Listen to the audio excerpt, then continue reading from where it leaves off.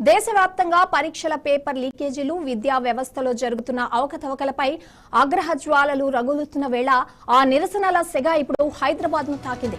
విద్యార్థుల భవిష్యత్తుతో జరుగుతున్న ఆటలపై గళమెత్తుతూ cockroach Janata party ఆధ్వర్యంలో ఈ రోజు నగరంలో భారీ ధర్నా ప్రారంభం కానుంది.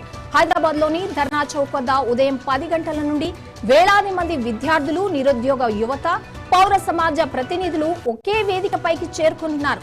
దేశాన్ని కుదిపేస్తున్న పరీక్షల పేపర్ లీకేజీలకు నైతిక బాధ్యత వహిస్తూ కేంద్ర విద్యాశాఖ మంత్రి ధర్మేంద్ర ప్రధాన్ వెంటనే రాజీనామా చేయాలని సీజేపీ డిమాండ్ చేస్తోంది.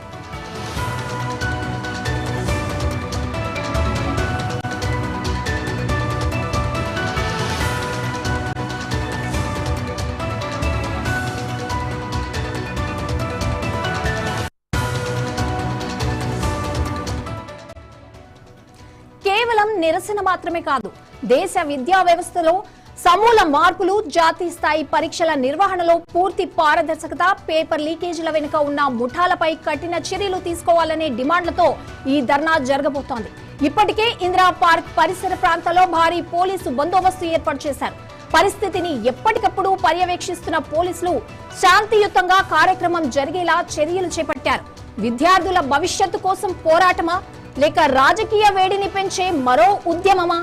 హైదరాబాద్ వేదికగా జరుగుతున్న ఈ భారీ నిరసనపై దేశవ్యాప్తంగా దృష్టి నెలకొంది.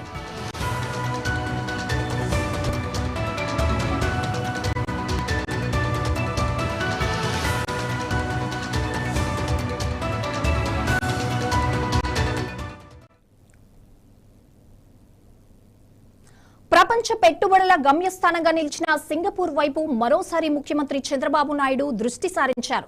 రాష్ట్రానికి భారీ పెట్టుబడులు,